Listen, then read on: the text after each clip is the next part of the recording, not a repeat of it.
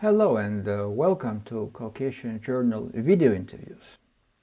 Our guest today is Siim SIKKUT, co-founder of the famous Estonian e-residency program and the former Chief Information Officer of Estonian government. He is considered one of the pioneers of e-Estonia, one of the most advanced digital nations. Hi, my name is Siim SIKKUT from Estonia. I'm happy to do this interview for Caucasian Journal. In connection to your achievements in digital government, you are often referred to as one of the pioneers of digital nations. Do you see that the world is moving in the direction which you once predicted? Estonia has been on the journey of digital government, digital country for the last 25 years. So it's in a way very easy to say it was like that. It's been hard, long work actually. Obviously, we are very glad that more and more governments are honestly, strongly going in digital way, because in Estonia we have seen the benefits it brings for better services, less corruption or no corruption in Estonian case, really for efficiency of government and also as a growth boost for the economy and the tech industry, of course. So to reap these benefits, I think all of the governments around the world should be doing more on digital. And it's not like they don't have plans or rhetoric, but the delivery is not happening perhaps enough, and more of it hopefully is coming. So long story short, countries, especially after COVID, want to go more digital, but often they can't get their act together enough. E-residency is a part of e-Estonia. Is that correct? Estonian citizens can pay tax electronically, vote, check health records, and the e-residents can form European Union companies and manage their business from elsewhere.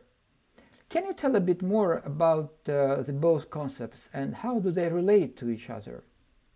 E-Estonia, Estonia as a country has become mockingly called e-Estonia because of the extent to which digital services and have become part of our lives as citizens, as government officials, as entrepreneurs. So e-Estonia is really like a brand and a common name for living a digital lifestyle in our country, enabled by the government and the offering of digital public services.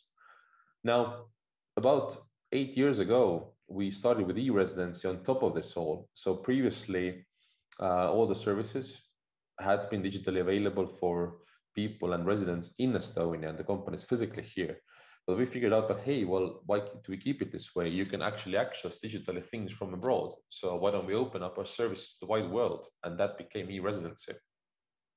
E-residency means that anyone in the world can apply and get our digital identity, and through that start using the Estonian digital services offered by government and our private sector partners. So this is really the next stage, or has been the next stage, of our digital government of e-Estonia. It's an extension of that to the wide world. And through the 8 years, we've been glad to get 90,000 e-residents. So every month we have been growing in a virtual space more than physically. For example, more e-residents are joining than are babies born in the country.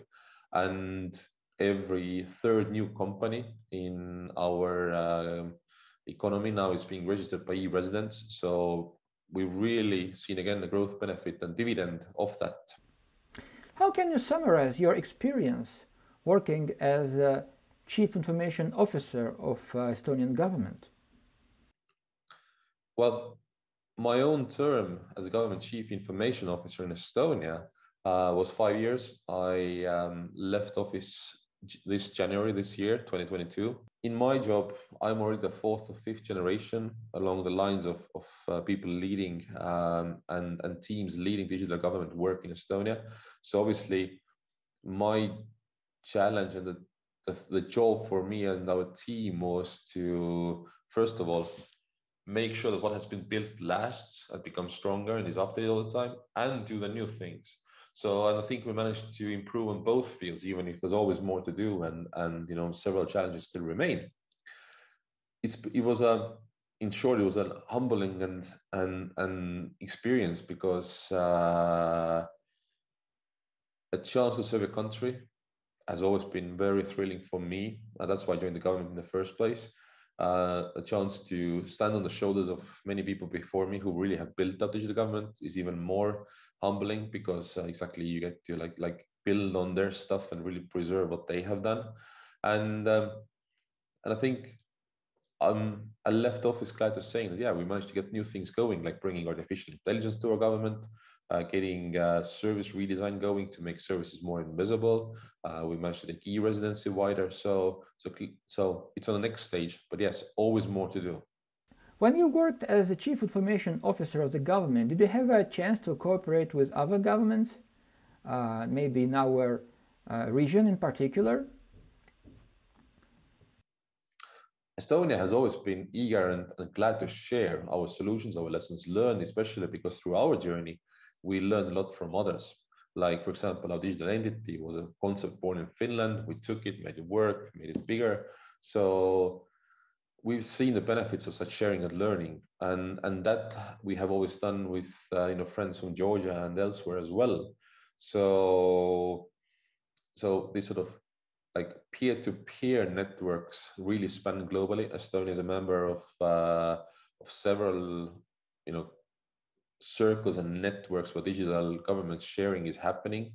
But even more importantly, based on the experience of building up Estonian government, our experts, our private industry is taking these lessons abroad, their concrete know-how, the concrete solutions, and they've been doing work in 100+ countries around the world, advising, training, building new solutions, and so forth. So, and that includes, by the way, Caucasus. Would you like to work as a Chief Information Officer for the government of another country? As I said before, it's an actual honor and humbling experience to serve my country. And as such, obviously, nothing beats serving Estonian government in that sense, having been a government CIO there.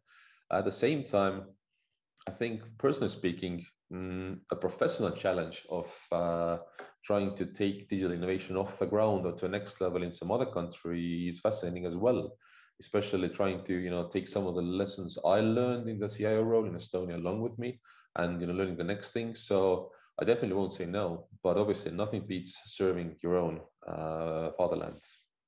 Is it correct that you were also involved in concepts such as data embassy and country as a service? If yes, can you introduce them briefly to our readers? Country as a service is really an idea related to e-residency. I want to start my company in Estonia, but I want to live in, for example, Georgia. Or third thing, I might want to get my healthcare from London, or I might want to have my children go digitally to school in Singapore. So point being that more and more services become digital, especially the public services as well, the more we can actually choose. We are not bound by location. We can actually put together a package of services we need for our lives from the best places in the world. Data embassy is a concept, is an initiative to make sure that whatever happens in Estonia, we always keep functioning as a government. So in Estonia, we have built up a digital government that's fully digital. There's no paper way back for us. There's no analog process to fall back to. If there's a natural disaster, if there's a big cyber attack against Estonian systems, if there's as we see in our neighborhood now, a war going on, for example, should we lose the sites in Estonia, whether we keep the data and the systems? Well, we would lose it all. We would lose our government and ability to function as a country. So we have to have backups. We have to have backups abroad that we control. We don't want to just put them into any cloud.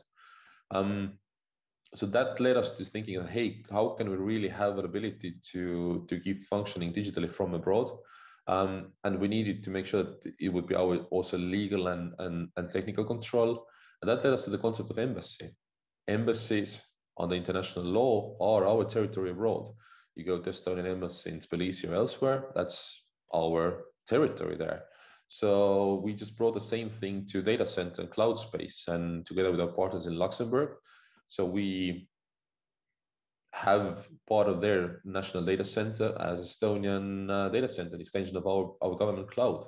So that's the data embassy. It's our data corner there where we just keep all the sort of most critical things backed up for ultimate contingency. Estonia started about a decade ago, so you can clearly see the results. Is there anything you wish was done differently? I think there are two main things we think we have learned along the way. First, keep things simple. If we make systems and projects and reforms too big, they were prone to fail because it's like so much complexity and change involved. Start small, build it out, scale if it works. I mean, iterate on along the way. I think that's really just like how all the startups are built, how e-residency was built. And I think that's really what we have learned works the best in many ways, not like a big bang approach necessarily. And the second thing we have learned is that so you really have to keep the things you build in a good condition. That's like in your house, you have to keep it constantly, like tinker on it, then it preserves its value. It's the same thing with information systems and digital solutions. If you don't constantly work on them, bugs will come out, security holes might pop out. So you have to maintain what you build and constantly iterate. Otherwise, you also will fall technologically behind. If you build something 5 years ago and it's not cloud compatible, you're losing out. Other countries try to follow the Estonian example. In particular, in our region, both Georgia and Azerbaijan have launched e-residency programs in 2018. But obviously, it is not as easy as it seems. What are the hidden obstacles? The fundamental difference between countries that I see is that whether they deliver or not. Are they bold enough and sort of willing enough to make decisions? Not just talk about sort of, and constantly ponder pros and cons, but make decisions and try stuff out, experiment as well. And the second differentiator is that so how complicated it is to get stuff done once decisions are made. So what's the governance structure? Like, are they building out enough capability? Are they sort of, let's say, also putting money where the mouth is and sort of, let's say, investing into these things? So this is where the difference comes in terms of why some countries go deeper in the digital direction and some countries less. At the same time, these are all the factors that are in every country's control. If whether you keep talking or you decide to also really act upon and deliver on your decisions, these are things that are in our hands as people in our daily lives, as governments in our work. So really the decisiveness and really the ability to manage for delivery is what makes a difference. And that's the fundamental determinant of who achieves more on a digital front and who does less. On the other hand, despite the huge success of your program, you have already almost 100,000 e-residents. Your goal of reaching 10 million e-residents by 2025 seems to be a bit ambitious. What is restricting the project growth? Well, first of all, I have to say that it was never our governmental state objective or like an official goal to have 10 million e-residents by 2025. This was more of us saying back in the day that, hey, what can we do to perhaps have millions of e-residents come as opposed to thousands? What should we do differently to grow exponentially? And why we perhaps have been growing slower than that for a few things. Also in Estonian case, while governance takes its time, also mind that a few years have been prone to, we've been dealing with COVID crisis, now the war stuff. I mean, focus has been elsewhere for the government at large. But even more importantly, we haven't been able to perhaps get rid of a few barriers yet that exist. For example, to become a Estonian resident, you still have to physically see your embassy. The technology for that, these sort of safe options to do it differently, for example, fully digital, have not evolved in the world fast enough as we thought they would. What makes Estonia so special and e-friendly? Is it because of high digital literacy of the population or people's trust in the government, or just a lucky combination of competent leaders? Estonia has been strongly going digital for a combination of several things at once. There's clearly been the fact that we had competence base in digital, computer science and that sort of base that, where the specialists came from early and the visionaries who built the beginnings of digital government. There's been overall trust in government period, but that's been fundamentally because Estonia went strongly to instill rule of law and fairness, and so you can trust government decisions and government acts essentially, and that's been a cornerstone for it. Third, we've really pushed things through also, like carefully managing for change and bigger reform. So moving payment of taxes online is not just a technology project, it's basically a change project involving law and everything. So we really managed to care for that. We managed to have leaders, or we were lucky to have leaders who've been willing to take risks and try new things out and just take initiative like that. It's a combination of these several things. But fundamentally, I still come back to what I was saying to another question before. The difference between countries is that whether you choose to act, you make decisions, and whether you actually act on them. And I think this is where we are not perfect in Estonia, but we've been at least sort of able to do a bit more than perhaps several other countries. Digital instruments make our lives easier, but what about safety and security? If we put all the eggs in one digital basket? Estonian digital government and country story should hopefully assure you that the risks you can manage for. We can manage them by building the proper legal frameworks, for example, for protection of privacy and data, putting in place proper processing and safeguards. For example, what happens if somebody looks into stuff they didn't, and they can get the fine, and there's like deterrence like that. Or for cyber security, putting in place the processes that nobody has access to everything. There's technology you can employ. For example, we use very advanced cryptography for security reasons to protect our identity and databases. Or secondly, to protect privacy, we have built a feature into our systems whereby you see what happens with the data. So there's many things we can do, from design of systems and processes and legal frameworks to data defense to being able to act quickly if bad things happen. So and that's the necessary investment of being digital. I can't help asking you to share your vision of the future. Well, first of all, technological progress will only continue and speed up, right? So which means that there's constantly more and more opportunities to grasp in governments. For example, that is why Estonia is going strongly with artificial intelligence now. We see that even with simple artificial intelligence applications, we can make the government more and more effective again. So technology will have open opportunities. At the same time, of course, it brings new risks, so we have to manage for them as well. So that is why, part of the Estonian digital strategy is obviously to build up next level of cybersecurity capability, especially also capability to understand where technology is going and how to preemptively get ready for and manage those risks that might come as new. But most fundamentally, Estonian and my own vision for the digital future is that,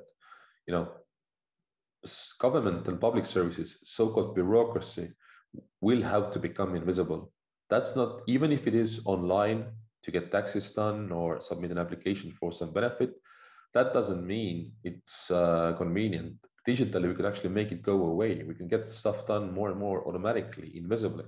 So if my child is born, I don't need to then anymore go apply to name the baby and get some benefits and stuff like that.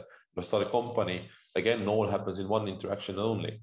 So redesigning services to work in bundles around things happening in our life is a big part of it, making stuff happen proactively. So not on, I don't have to approach my government, but actually I get offered a service. Making stuff happen more and more automatically. So for example, why do I have to submit annual reports as a company? Basically, if government, just would have access to my data, then automatically reporting would be done. That is why we made Estonian digital strategy objective, or the aim, best experience, and everything should go into making digital public services the best experience for people as they exactly need. In the future, not very long future, we won't be anymore using the services and getting government information through websites or apps and stuff. It will be through our voice, basically saying to Siri or Google Assistant or something in your fridge or a governmental bot, hey, what's happening today? Or if I get a new passport and Siri asks me, hey, so Siim, do you want to get a new passport? Your current one is expiring. So the virtual assistants like that will unlock the whole, again, better experience of digital government, making things more proactive and easier for me to use, easier for everyone to use, by the way. So invisible services that happen proactively around life events, more and more automatically, and through virtual assistants helping us. That's really the future that Estonia is building, and Estonia will really believe the future is what you make it to be. Thank you very much. Thank you for that, and good luck with your digital initiatives. And Estonia is always happy to share our lessons learned. Thank you. We cover what matters. Caucasian Journal.